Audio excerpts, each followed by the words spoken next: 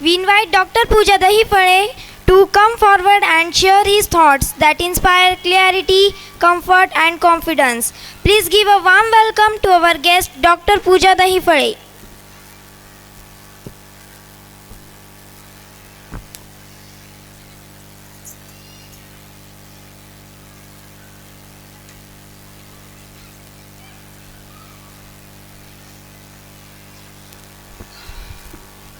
येथे जमलेल्या सर्व मान्यवर टीचर्स, स्टुडंट्स आणि पॅरेंट्स यांना सगळ्यांना माझा नमस्कार.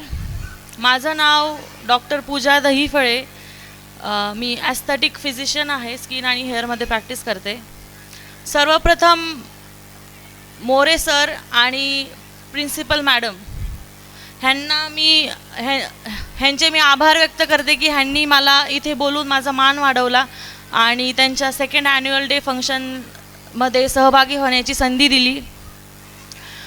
खरं तर मी आज इथे आहे आणि हे सर्व बोलते, ह्या स्टेजवरती आहे, ह्याचं संपूर्ण श्रेय मोरे सरांना जातं आहे. मी त्यांना खूप वर्षापासून ओळखते. मी त्यांची स्टुडंट आहे आणि जेव्हा मी विजयमाला कोचिंग क्लासेस जॉईन केलं तेव्हा मी असं नव्हतं की मी खूप जास्त हुशार होते किंवा ए ग्रेड स्टुडंट होते. असं म्हटलं तर चालेल की मी बिलो ॲव्हरेज स्टुडंट होते. खरं सांगायचं तर माझ्याही मनात खूप जास्त शंका होत्या की कसं करायचं. आपण तर एकाच क्लासमध्ये बसतो सगळेजण, तरी आपल्याला का समजत नाही, आपलं कुठं चुकतं आहे. प्रेशर होतं, पॅरेंट्सचं प्रेशर होतं, कुठे चुकतं आहे, काय चुकतं आहे, काही समजत नाही. खूप प्रश्न होते. कधी कधी स्वतःचा रागही यायचा की असं आपल्यासोबतच का होतं आहे. त्याच्यानंतर मी सरांचा क्लास जॉईन केला. आमच्या भाषेत सांगायचं म्हटलं तर एखादा डिसीज आहे आणि एखादा पेशंट आहे, त्याला डिसीज आहे, तो रेग्युलरली मेडिसिन पण घेतो आहे पण त्याला काही बरं वाटत नाही आहे. तर त्याचं जर मेंटेनिंग कॉज तो सोबत घेऊन फिरत असेल तर त्याला बरं वाटणार नाही जोपर्यंत आपण त्याचा मेंटेनिंग कॉज काढत नाही. सेम वेने जर तुमचे बेसिक्स क्लिअर नसतील, तुमचा पाया पक्का नसेल तर तुम्हाला तुमचे चांगले ग्रेड्स येणं म्हणा किंवा मग तुम्हाला पुस्तकांचं बर्डन वाटायला लागतं. काही वर्षानंतर पहिले 4 पुस्तकं असतात, नंतर 8 होतात, 8चे 12 होतात. पण जर तुम्हाला त्या 4 पुस्तकांमधलं बेसिक समजलेलं नसेल तर तिथून पुढचे जे पुस्तक आहेत ते तुमच्यासाठी बर्डन व्हायला लागतात. त्याच्यानंतर असं होतं की आपण नंतर बॅकफुटला यायला लागतो आणि काय करावं काही समजत नाही.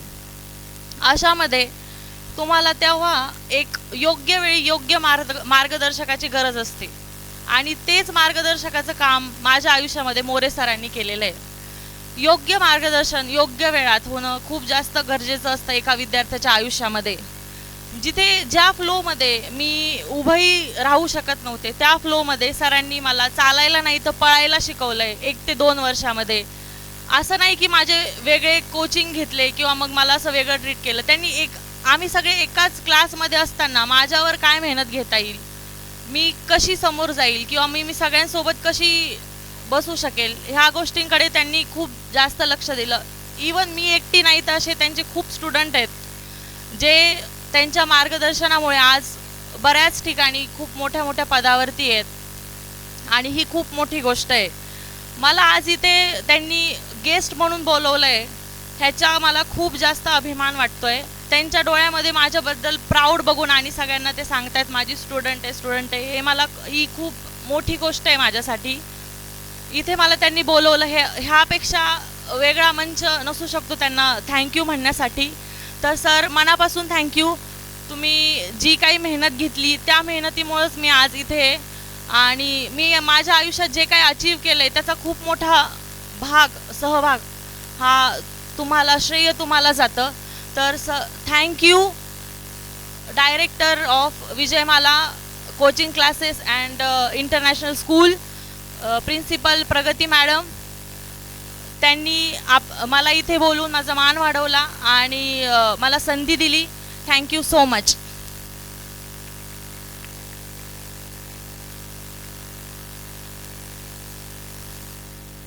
Thank you very much, ma'am, for sharing your valuable time and encouraging thoughts with us. We are truly grateful.